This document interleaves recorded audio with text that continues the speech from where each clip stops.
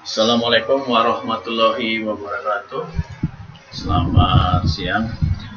Kita lanjutkan pertemuan kita kali ini untuk membahas masalah cloud and precipitation ya. Jadi kita akan cerita tentang bagaimana proses pembentukan awan, kemudian menjadi spesifikasinya ya. Nanti mungkin bisa tambahkan sedikit tentang bagaimana observasi pengamatan awan ya. Oke, kuliah kita sebenarnya dengan gambar ini diharapkan Anda sudah bisa apa yang ingin kita pelajari ya. Jadi mengenal tipe-tipe awan. Mungkin Anda yang sering kenal adalah awan ini ya, awan cumulonimbus ya. Biasanya berbahaya bagi penerbangan juga dan bagi laut. Jadi kita akan mengenal ini, selain juga bagaimana proses pembentukannya dan perkembangan cloud development-nya. Proses pembentukan awan, jenis awan, tipe awan, definisi dari presipitasi nanti nyambung Epicel, Hesno dan sebagainya. Oke, karena pertemuan kita terbatas ya, jadi agak dipadatkan ya, digabung antara cloud dengan precipitation, harus terpisah antara awan dengan presipitasi yang dihasilkan dari awan. Oke, awan itu kebanyakan terbentuk karena kenaikan massa udara ya, atau naik udara akibat juga bisa ekspansi dan juga akibat cooling, pendinginan. Tiga proses tersebut yang menyebabkan awan itu terbentuk.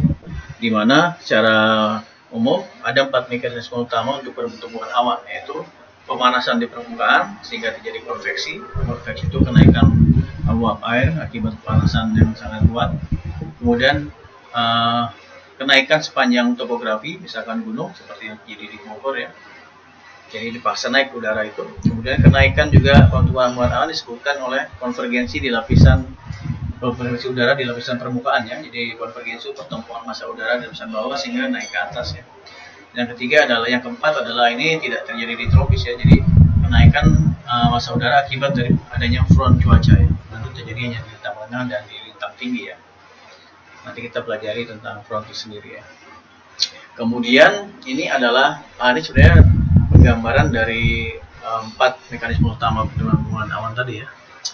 Ini kita lihat bahwa yang pertama adalah konveksi, karena panas, makanya di Indonesia begitu di tropis apabila ada panas tidak lama biasanya akan ada hujan gitu ya. Karena konveksinya kuat, jam 1 panas, jam 2, jam 3 hujan lebat. Nah, jadi prosesnya adalah disebut konveksi, pemanasan, uap air naik sehingga turun awan terbentuk dan hujan ya, hujan produk akhir ya. Kemudian ini yang sepanjang naik dipaksa naik oleh topografi di Bogor lalu kota hujan karena dipaksa naik ya, awan ini karena ada ketinggian dan beberapa tempat lain di Indonesia.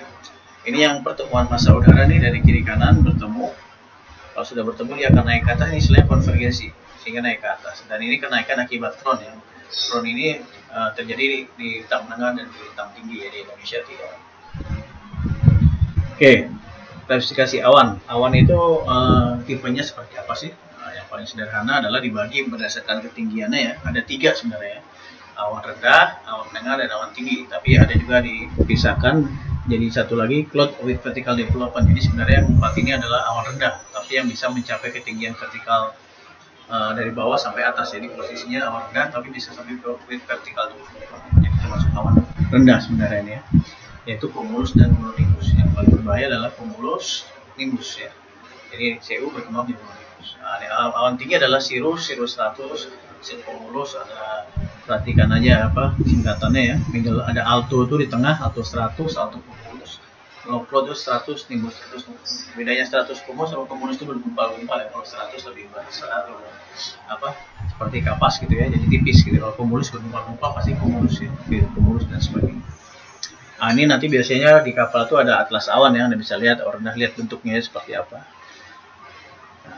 Videonya bisa lihatnya di YouTube nih, youtube.com, nanti Bapak lampirkan juga di dalam videonya ya, biar Anda bisa ada pemahaman tentang weather cloud and basic precipitation. Kemudian kita lanjut, ini adalah oke, tadi ada yang ke-skip kayaknya belum ya. Oke, mungkin belum ketinggian, oke ini aja. Jadi ini ketinggian awan, tingginya berapa sih Pak? Gitu ya. Jadi berbeda-beda antara tropis dengan mid latitude dan polar region.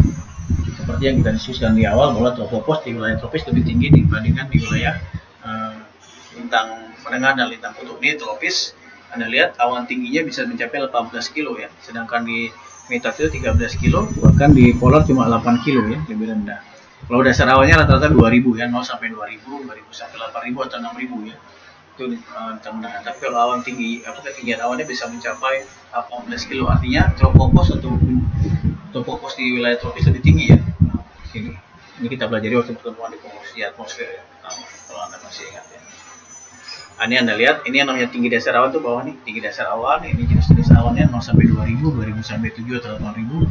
Ini yang namanya puncak awan ya, tropopause. Jadi kalau sudah ke atas tidak bisa karena ada lapisan inversi sehingga dia tidak bisa ke atas termampatkan. Nah, jadi dia di sini ya, dikompresi sehingga dia ke samping gitu ya. Nah, seperti ini. Nah, ini yang dari plot physical development sebenarnya cumulonimbus ini adalah awan rendah ya. Cumulus berkembang jadi towering cumulus sehingga menjadi cumulonimbus yang besar ini. Nah, ini menunjukkan hujan lebat dan berbahaya buat cuaca penerbangan dan juga buat kalau kapal di bawahnya juga berbahaya menyebabkan angin kuat dan gelombang yang sangat tinggi. Ini proses presipitasi ya. Presipitasi itu endapan. Di kita endapan hujan. Kalau di luar negeri bisa di Tengah bisa berupa salju, slit dan banyak lagi ya. Oke, ini prinsipnya seperti ini. Jadi di dalam awan itu ada air, ada es, ada campuran air dan es ya. Jadi ada temperaturnya makin rendah minus, kemudian terbentuk saturated, makin jenuh. Kalau sudah jenuh dia terbentuklah hujan. Ini adalah yang usual cloud ya, awan-awan yang usual yang biasa. Ada juga awan-awan yang unusual, yang tidak biasa. Ini ya salah satunya ya. Ada lenticularis, stratus, mammatus, undulatus. Bahkan di mana lenticularis sudah terjadi di Indonesia nih ya, di awan-awan gunung seperti topi itu ya, ada Cape Cloud ya terjadi. Baru-baru ini di Lampung juga kejadian awan yang safe cloud ya, jadi awan itu besar ya, panjang itu sebenarnya namanya safe cloud atau wall cloud seperti tembok gitu ya terjadi, itu juga unusual cloud. Nah ini cloudy weather does not necessarily mean that it will rain or snow. Jadi ya kalau bahasa kita mendung nggak berarti hujan. Nah, itu terjadi di kita ya, sudah mendung, gelap, tiba-tiba nggak hujan. Kenapa? Tergantung uap air, tergantung evaporasinya, tergantung angin. Makin kuat angin, evaporasi menguap dia tidak terjadi kondensasi saturasinya jadi rendah hingga tidak terjadi air turun ke bawah gitu ya. Ini lebih arah ke arah meteorologi ya, ada proses presipitasi itu ada dua proses penting sebenarnya. Jadi dimulai dengan inti kondensasi yang kecil, berkembang menjadi tetes hujan atau raindrop ya. Prosesnya bisa ada coalition proses dan ada es kristal bergerak proses. Jadi kalau coalition ini adanya di awan hangat, awan-awan di tropis ya, ada juga di awan dingin ya, dengan es kristal bergerak proses. Oke, lebih gampang seperti ini proses awan hangat ya. Jadi awan hangat itu maksudnya puncak awannya bisa 15 derajat ya. Jadi kondensasi naik ya, prosesnya gambarnya biar Anda tahu. Yang awan dingin itu dia temperaturnya di bawah below temperatur atau di bawah 0 derajat ya. Sehingga dia membengkak. Ini prosesnya lebih ke arah fisik, sana mungkin hanya pengetahuan saja, tidak terlalu detail ya. Untuk meteorologi sangat detail. Nah, ini perlu Anda pahami ya. Kalau kita melihat satu sel awan CB, ini sel awan CB, dilihat bahwa di sini 0 derajat freezing level. Jadi di bawah ini 0 sampai ya katakanlah di freezing level ini 3000, ini 3000 atau 4000 4 kilo ya. Di sini 0 derajat. Artinya di sini liquid water only. Jadi di bawah ini hanya air. Sedangkan di atas ini campuran air dan es karena sudah minus 20 derajat. Ya, sekian sampai 25.000 feet ya atau 70 kilo ya. Nah, di atas ini campuran antara ice cloud dan dengan ini murni cloud ya, murni es ya, kalau di sini dicampuran. Nah, inilah kenapa berbahaya pesawat kalau masuk dalam sini. Nah, gitu.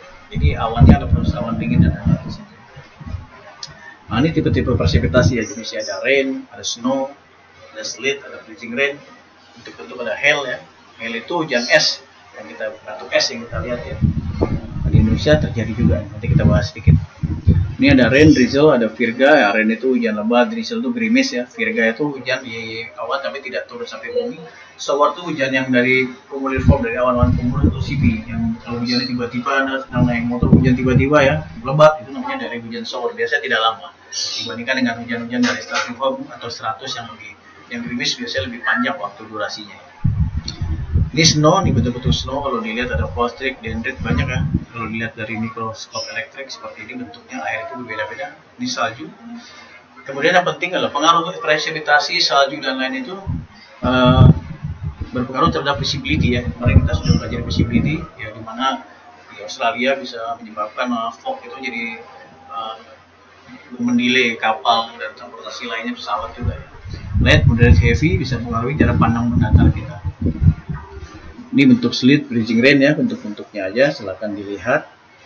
Kemudian snow green pellet yang tidak terjadi kalau wilayah luar negeri, mungkin Anda sempat merasakan ini. Ini slit and bridging rain ya, jadi kalau begitu saking bukunya ya, jadi terlihat ini bahwa beberapa uap air yang menempel di dalam pun jadi freezing, disebut rain. Di sini freezing rain ya, kabel-kabel juga ya. Nah ini menarik, kita cerita hujan es ya, hail. Ada pertanyaan, Pak, kenapa kita tidak terjadi salju? Nah itu tadi, karena kita udaranya, environment lingkungannya suhunya sangat hangat gitu. Jadi air itu, es itu mencair lebih cepat. Tapi kenapa ada hujan es? Nah, kenapa nih? Nah ini Bapak jawab ini dulu ya, pakai ini nih. Yang tadi kita bahas tentang awan. Nah ini nih.